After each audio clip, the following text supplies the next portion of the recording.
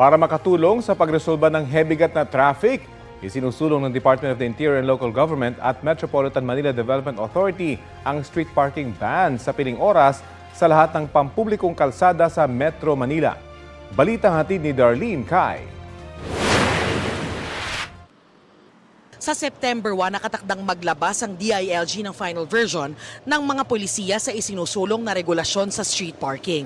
Ang nais dito ni DILG Secretary John Vic Remulla, bawal mag-park sa mga pampublikong kalye sa Metro Manila mula alas 5 ng madaling araw hanggang alas 10 ng gabi. Kabilang ang mga maliliit na kalsada o tertiary roads. Damay kung sakali ang mga sasakyang nakapark sa tapat ng bahay ng may-ari. Isa sa mga apektado niyan ay si Joseph na nakaparada sa tapat ng bahay sa Quezon City, ang 4 na sasakyan na pinapasada bilang school service at gamit sa ibang negosyo. Wala kasing parking eh. Tapos yung one-side parking lang talaga dito. Yun. Tapos sabi nyo nga po one-way naman. One way. One way, ma'am. Tsaka walang kasalubong. May mga nakikipark din sa kanila kapag kakain.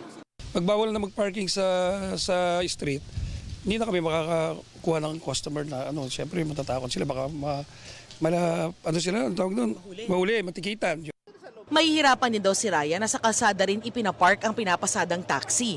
Sumusunod naman daw sila sa sinabi ng barangay na one-side street parking lang. Baka pwede naman sa ibang side na pwede mag-park yung ibang sasakyan or depende sa pinaka-highway na lang, tanggalin nila yung yung nagpo-park. Panukala naman ni MMDA Chairman Don Artes tuwing rush hour na lang o tuwing alas 7 hanggang alas 10 ng umaga at alas 5 hanggang alas 8 sa gabi ipatupad ang ban. Tutol naman ang Lawyers for Commuter Safety and Protection o LCSP sa de oras na ban. Dapat daw total ban. Sagabal daw kasi ang mga sasakyang iligal na nakaparada sa daloy ng trapiko lalo na sa emergency services.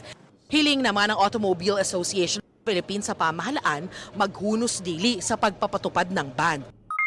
Hindi pwedeng basta sabihin mo bawal, walang pupuntahan yung mga tao. Hindi mo pwedeng basta sabihin bawal bumili ng kotse. Dapat daw magkaroon muna ng parking facilities, lalo't marami raw bahay, apartment o establishmentong naitayo na ang walang sariling parking area.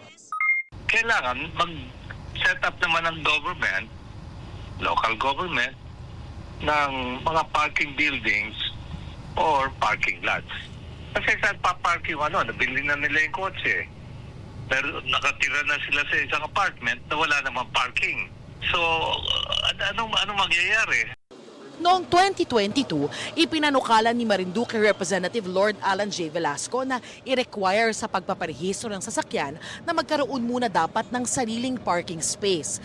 Ngayong 20th Congress, naghain ng parehong panukala si Capiz 2nd District Representative Jane Castro. Para naman kay Metro Manila Council President at San Juan City Mayor Francis Zamora, suportado nila ang panukalang ito ng DILG pero sana raw wag sa lahat ng kalye ipagbawal ang parking.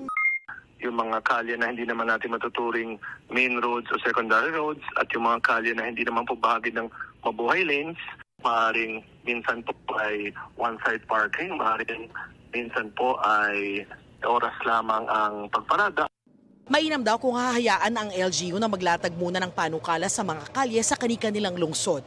Yan din naman daw ang plano ng MMDA na isang buwan daw pag-aaralan ng panukalang ito. Darlene Kai, nagbabalita para sa GMA Integrated News.